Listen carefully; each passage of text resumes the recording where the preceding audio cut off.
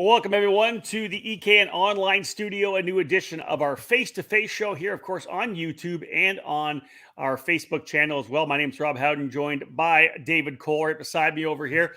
And again, it is Tuesday, August the 23rd, kind of in the middle of our, I guess, call it summer break, I guess, when it comes to major national and regional events. David, we kind of have a chance to take a breather here. Things will get going big time again on Labor Day weekend, but for now, couple of weeks, get caught up on the paperwork a little bit.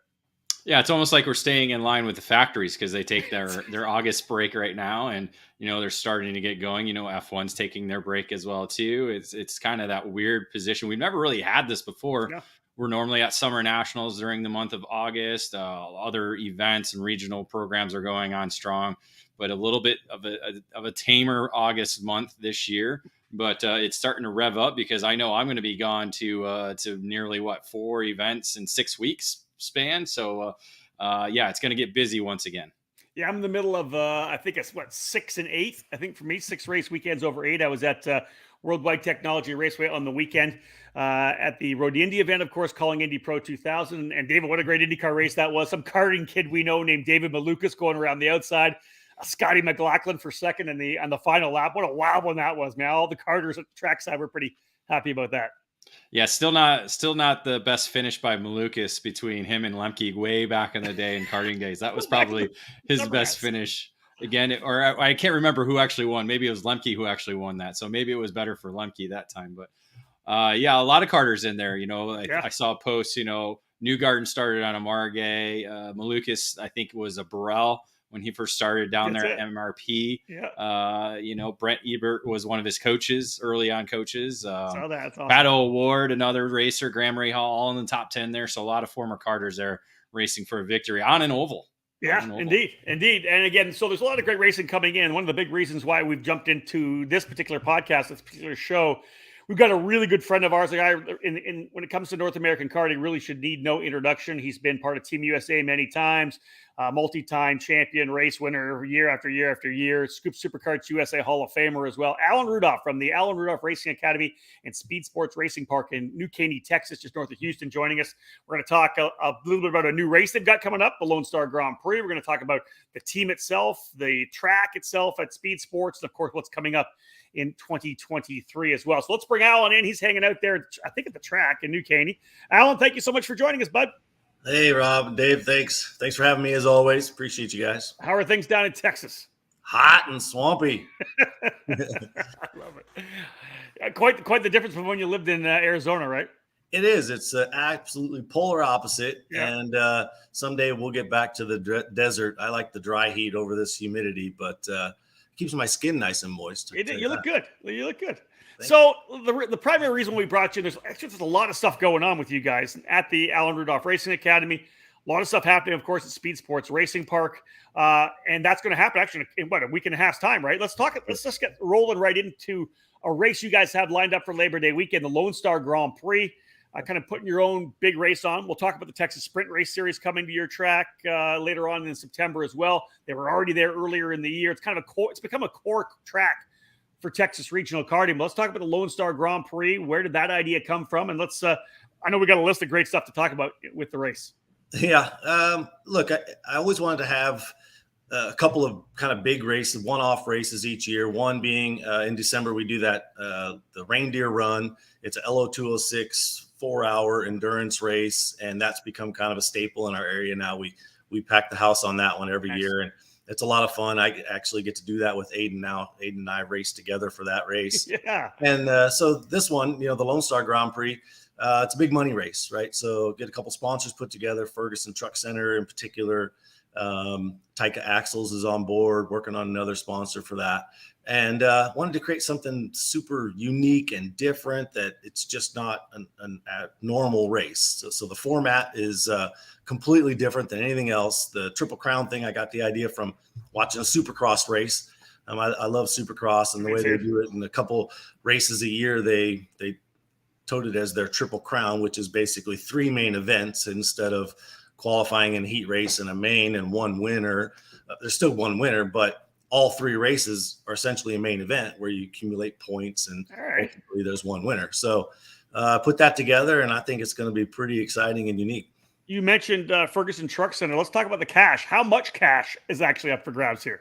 $30,000, sir. It's big money. Dude. Yeah.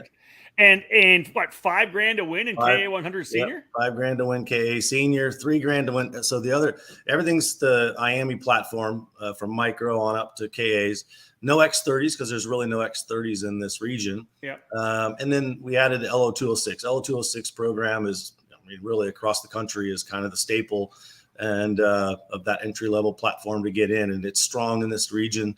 And so $3,000 to win an LO206 race is pretty big too. Yeah. So this is Labor Day weekend, right? The 2nd and 3rd of September, correct? It is. It's night race, so it'll be under the lights. Pretty cool. Okay, so give us the weekend kind of schedule before we go to David. I just got a question. What's the weekend schedule?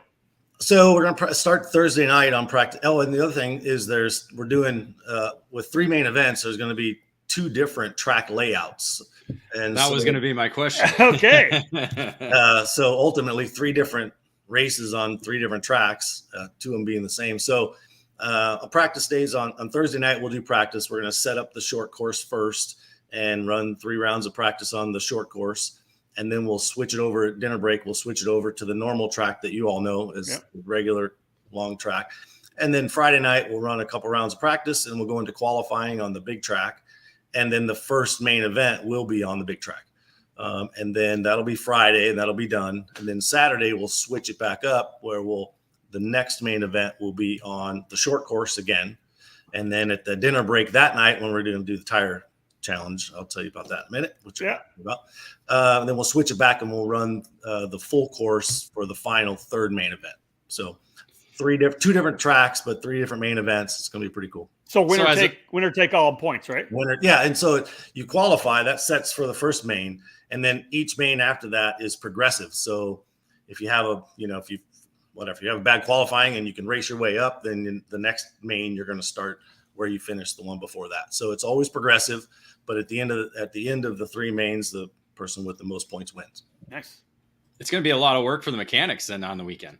A little bit, yeah. I was going to say, gears. Kind of give us I was just saying, is there a lot of gear changing between the short course and the long course? There is. Okay. Well, I can't give away how many teeth. I didn't say how many teeth. Yeah. I didn't say. No, it is a big difference. Our regular track layout, the lap time, let's just use KA as an example. A KA lap time might be somewhere around a 55-second lap.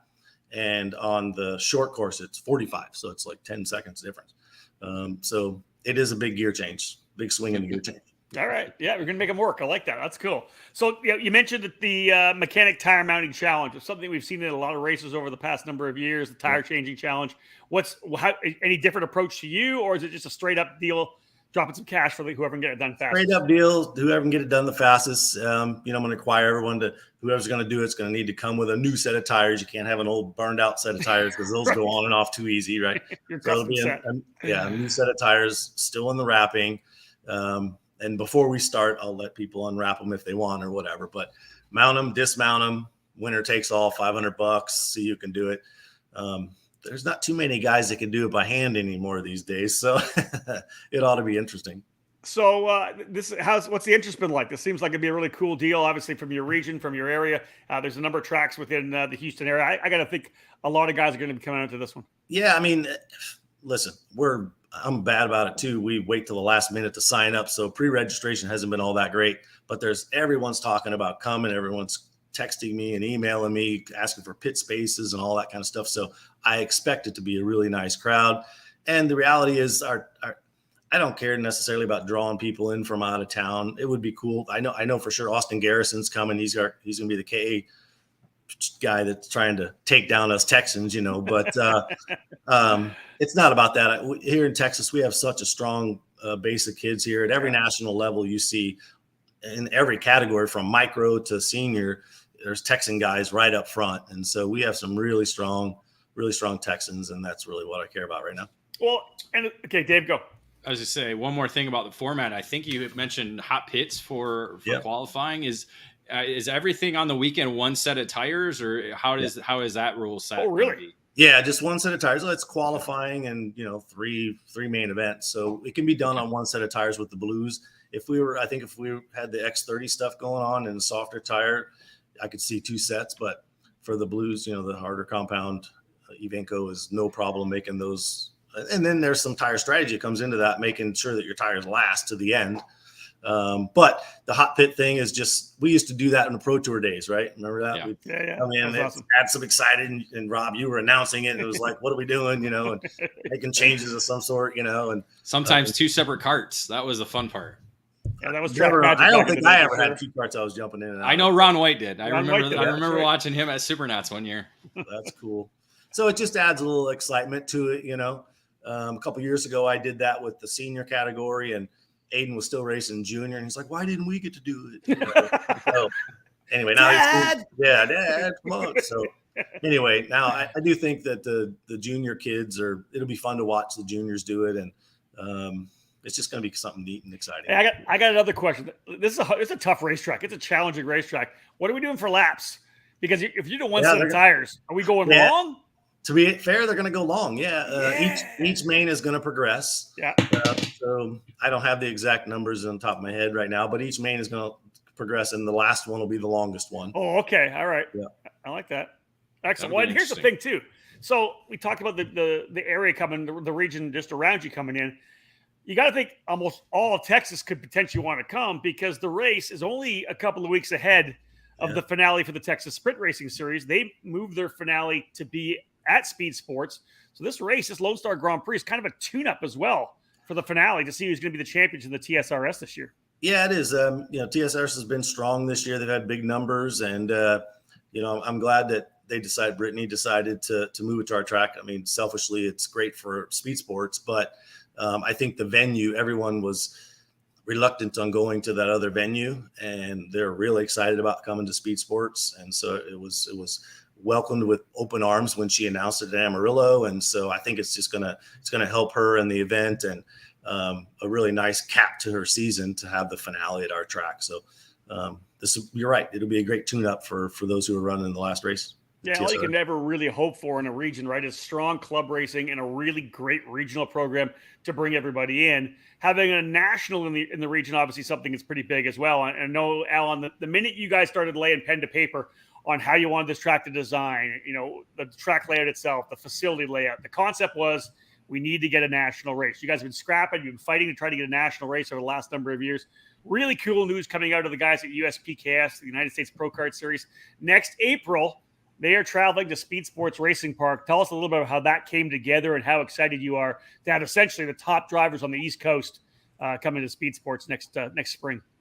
Yeah, I mean, for me, it's the last piece of the puzzle, right? I mean, we've done everything, to build this place and try to get a big race like that. And I'm excited and nervous at the same time. It's a lot of people to cram in this place. Yep. Mark Coates and I have known each other since I was a kid, so longer than you guys have probably been alive.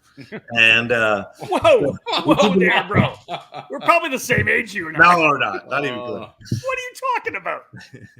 We're pretty close. It's now remember the age is not official. We don't know the age. Oh, that's very true. That's very true. He could be 78. We wouldn't know it. You couldn't tell by the hair. It's perfect, as Andy Saisman has said. Yeah, that's funny. Go. So Mark and I have known each other for a long time, and 2 years ago we talked about him coming here, and just the scheduling didn't work out. They do have some concerns about parking and pit space and stuff like that, and the concerns are legit, but the reality is that we have an RV park next door. So then we're going to put a gate between. So anybody that's in an RV that's not actually pitting out of the thing, which no one does, they're going to stay at the RV park right next door, and they can literally walk or drive their golf cart back and forth.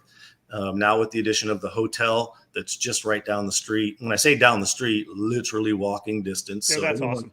Anyone who stays at the hotel can ride their scooters over or walk. The hotel offers a shuttle. They have a shuttle van that'll bring people back and forth all day. The pit space isn't the problem. It's all the other cars and parking of people, right? And so by having the hotel there, and people can stay and leave their cars at the hotel, and then the RV park, where people can park at the RV park, it won't be a problem. There's plenty of space for the actual pit spots. No problem. Nice. Do you think the Orlando weekend kind of helped? I do, because not only you, but maybe more so USPKS to be like, hey, look, we can do this. If we've done it at Orlando, we can probably go there too. Yeah, and the reality is, I after Orlando, I did the same thing. I did this exercise. I got on Google Earth and Google Earth Orlando's paddock where we were at, and mine's almost shaped exactly the same as Orlando, but mine's bigger. I got more space than Orlando does, and it's shaped kind of the same. So that right there was like kind of I think what really opened Mark's eyes and was like, okay, well, if we can put it here, we can go there, and I think it'll be fine. It's going to be great, actually. Yeah, to be able to have you guys on that USPKS schedule, I think is big. Obviously, the track. David, you have not even been there yet, have you? I have not. I'm looking forward to going down there. Yeah, I've been there several times already. I love that place. Fantastic track. And there's just so much stuff. If you're not even at that hotel right there at the track, which obviously is new since last time I was there, I've seen all the design for it. All the hotels are literally 5 minutes down the road. Yeah. Well, in the airport, you fly into George Bush, it's 15 minutes away. Yeah. All the restaurants, hotels, everything on the run up to the track. It's an ideal location. Yeah. Let's talk a little bit about the Alan Rudolph Racing Academy. Those who don't know, you run a full school down there for people brand new to the sport, can come in for a one-day experience. If you're more of a top-level guy and you're looking for some real one-on-one coaching at a track where you can hammer down, you guys do 1 and 2 day advanced courses as well. One of the spinoffs, obviously, is the fact that through the track and the pro shop at the track and the school is you've kind of developed a bit of a team. You have the Alan Rudolph Racing Academy Speedsportz Racing team. How's that gone this year? I know you guys, we're seeing your drivers finish up front regionally and even nationally. Yeah, no, it's been good. To be fair, it was never a piece of the puzzle for the business. Tim Crawford, my partner, and I, from the very beginning, we're like, we're not doing a race team that doesn't make money. It doesn't make sense. And I see a lot of teams that struggle at this a little bit, and, but it became very apparent early on that if we didn't do it, then someone else was going to, and it just became a piece of the business. And it's been really good. To be honest, it's an extension of my school. I help coach these kids and teach them. And when I say kids, there's kids and adults on my team. I have several adults that run from senior to masters, even a couple of masters guys. And so that's become a nice little addition. In our regional series, we have last one we had 15. I had 15 drivers on our team. So my trailer's gone from a 24-footer to a 48-footer, and it's a lot of work, man. I'll tell you that. It's a lot of work between our club races. Then you have the regional stuff, TSRS, and then we go national racing. It's a lot. It's a lot going on. I spent some time when I was writing the article about Ken Engleton and the fact you guys have the 2 racetracks there. For people that don't know, Speedsportz Racing Park doesn't only have just the racetrack. It's also a dual purpose facility because it already has a full dedicated rental car track as well right beside it. There's literally a walkway between the 2 tracks. They're all on the same property.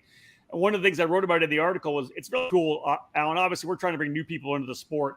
The rental kart side's awesome. People can come out and drive rental karts. A fantastic track. I see it when I'm announcing. It's literally outside the announcing tower as well. How's that going? And how has the transition been for karters potentially trying the rental karts and eventually finding their way over into the actual club series? Yeah, there's been a lot of people pass through that. We put, I don't know how many, 10,000 rental kart customers through a month, whatever the number is. It's a big number. And you would think that even if I got 1% of those, right, that's a big number.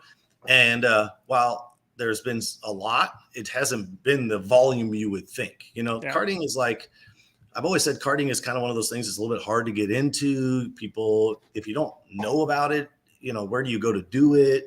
And so having the rental kart track and the racetrack kind of there sort of bridges that gap. But you got to really be like a grandpa came to me this weekend. We're having a club race. Grandpa came. He goes, my kid is like, all he talks about is go-kart racing. I get him into go-kart racing.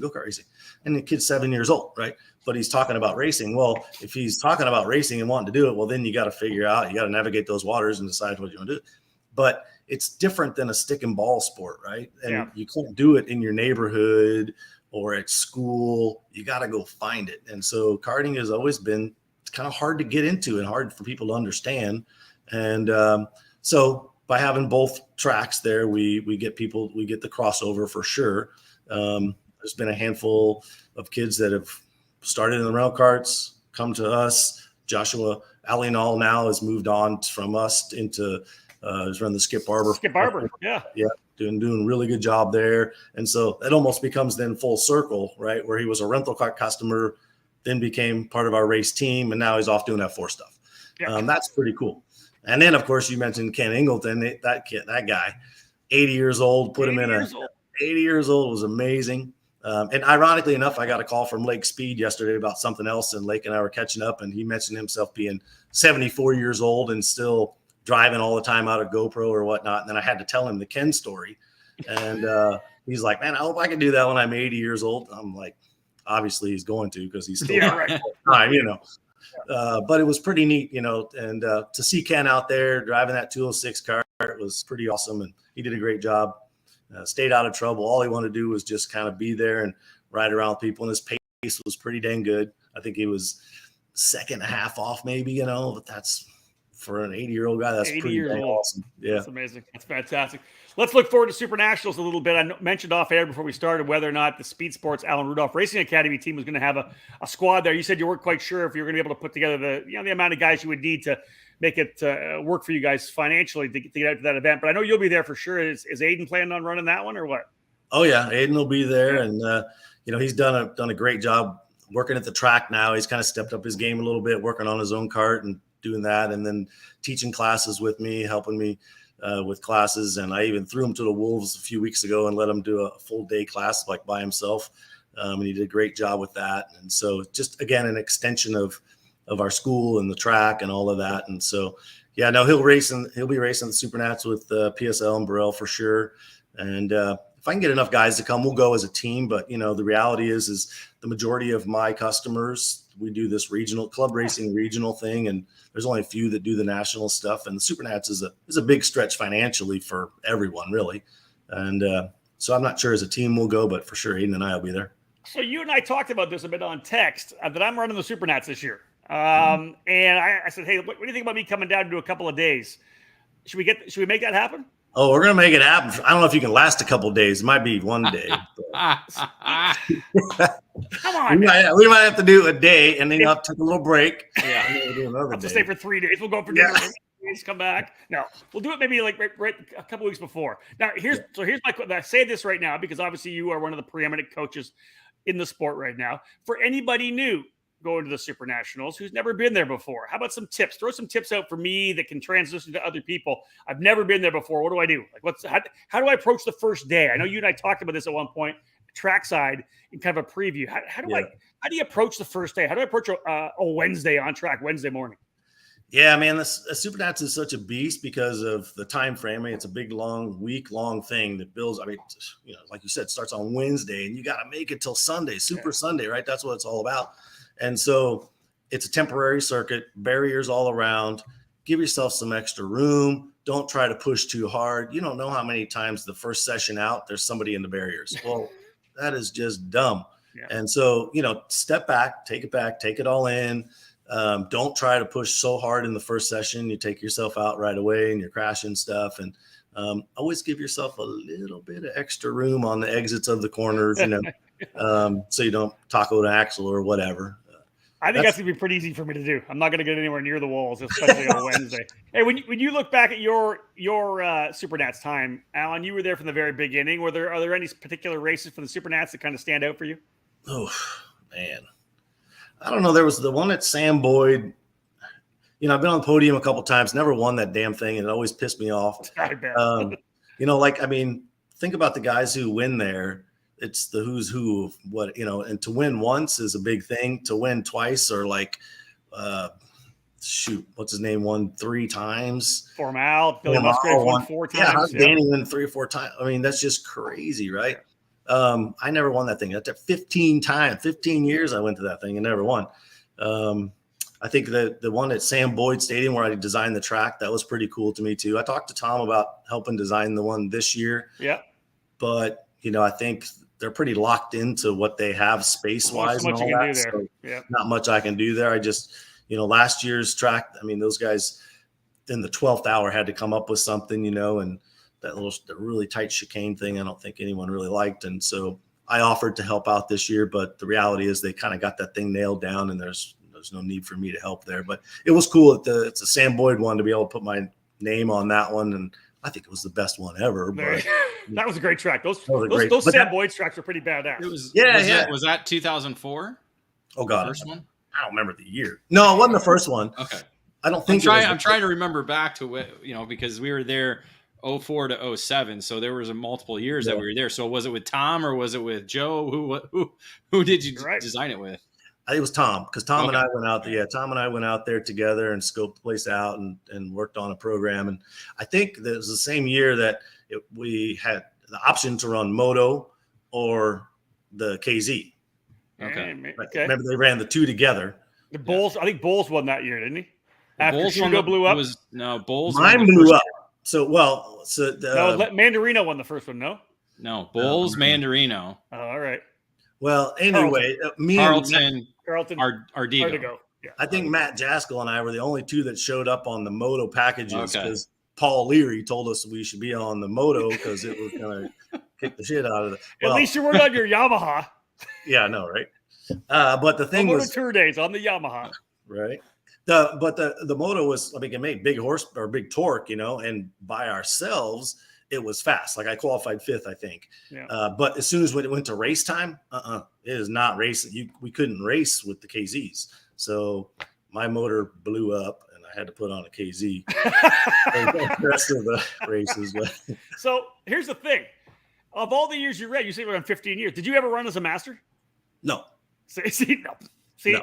You could have won one had you won. You moved to a master. You're right. You could have won 5 times. He was still technically 29. That's right. True. That's true. After waiting for that IndyCar call up. Right. Still waiting. Roger hasn't called me yet. Oh man, I'm sure you're just on the edge of his tongue to call. Trust me. Yeah.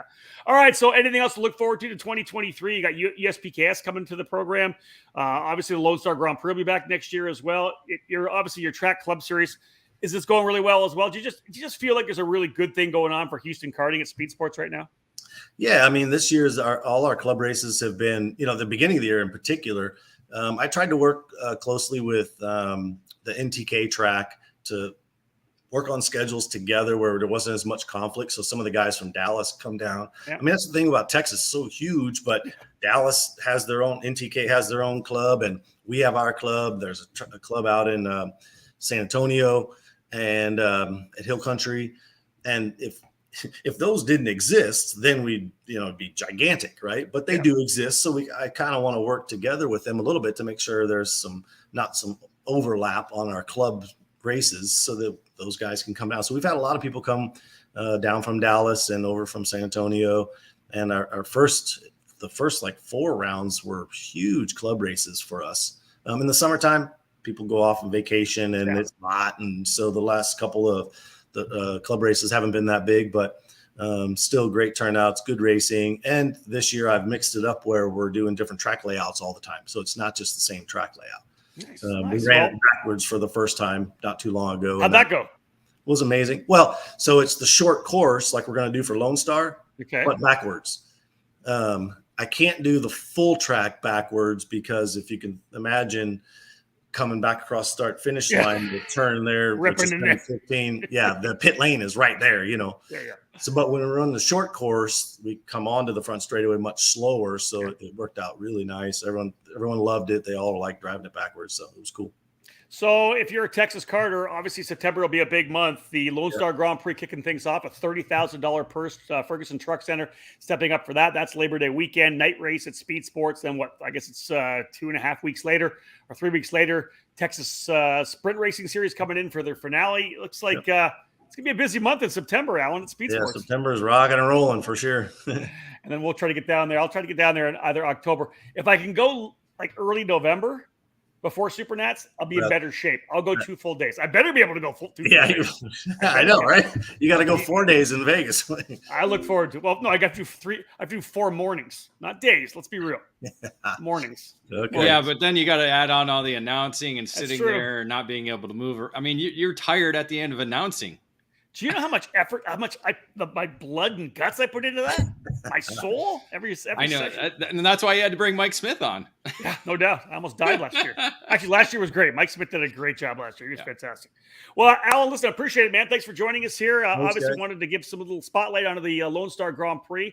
And hey, congrats on the USPKS event. I think that's people again, when I was there when it was brand new and kept getting better, as you said, the hotel going up now, I think people are going to be absolutely blown away when they come to the track. It's such an awesome facility. Yeah, I appreciate that. Thank you, guys. All right, bud. David Cole, let's get rid of Alan Rudolph. Alan, thank you so much for joining us again, folks. One of the absolute ambassadors of the sport here in North American karting. He's been racing for 25, 30 plus years. I want it for 40 years. I don't know. Not sure exactly how many. At least mid 80s, right? At least mid 80s, because we saw the mullet and the mustache back then. I mean, I could have been mean and put the mullet up in this video, but I didn't. Was that the SMC clutch ad, I think? Yes, I'm pretty sure it was the Axle Clutch ad. I think Tiffin Woolworth was one of the other drivers. And Ron along Funkhauser, with I think, or something like that. something like that. Oh no, it'll come to me.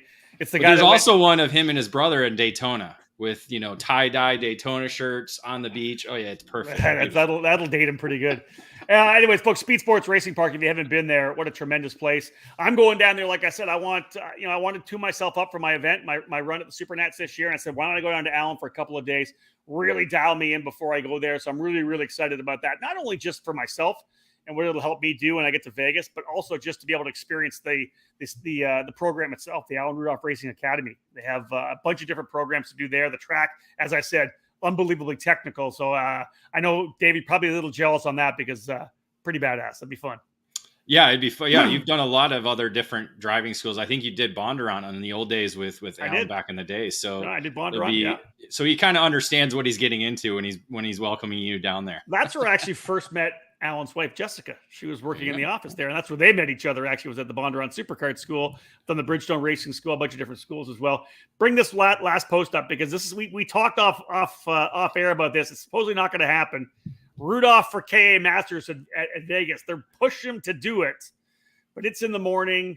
Aiden's racing in the morning in K100 Senior. It's going to be an easy out for Alan to say he can't do it because he's got to be with Aiden. But that would be cool to see Alan run KA Masters. I'm sure if there was a mechanic that's willing to work with Aiden, I'm sure he could easily drive. But it's just he's just never done the never done the Masters thing, right? Yeah, I think that's more of the issue than anything else. There you go. Anyways, folks, great time to talk to him. The Lone Star Grand Prix Labor Day weekend, a night race. So you heard 3 different main events, a Triple Crown style deal. 5,000 to win in KA 100 Senior, $3,000 to win in LO 206, $30,000 total for the purse. A lot of great stuff happening there. An event that's going to obviously be kind of a cornerstone event for Speedsportz Racing Park and a great tune-up for that event. When is the race? September 22nd to 24th for the Texas Sprint Racing Series, their finale. Like, what do they call it? Which will be under the lights as well, too, because that's a Thursday to Saturday event. So you're getting light, practice in with the Lone Star Grand Prix. So yeah, that's going to be it. I don't know the actual name. Fall finale, I think. Normally it's the fall finale, something like that. But I don't know if September's a fall month. I don't know. It's fall. It's 100%. It's fall. Okay. All right, folks. Thanks for joining us again. My calendar yet? Hold on. We got lots of stuff coming up, David. Guess what? The 22nd is the first day of fall. So there you go. There you go. So we've got a This Week in Karting coming up on the podcast, of course. That'll be coming up soon. A couple more face-to-faces coming. We're going to be talking to Greg Jasperson really soon about the Cup Karts North America Grand Nationals, 6th edition, right? This year? Yeah, Grand Nationals. 6th edition. So look for that first weekend of October as well. 206 Festival. It really is the biggest Briggs race in the country. Looking forward to that, of course, at Newcastle Motorsports Park. Dave and I will both be driving in that one, as will Nate Dean, our new assistant editor. He'll be racing there as well. Otherwise, let's cap off this edition. Thank you for Alan Rudolph for joining us. Make sure you get down to the Speedsportz Racing Park, either for the Lone Star Grand Prix, Texas Sprint Racing Series, or next year for the USPKS as they head there for round number 2 in April. Thank you so much for tuning into this edition of Face to Face. That is David Cole. I'm Rob Howden. Bye for now.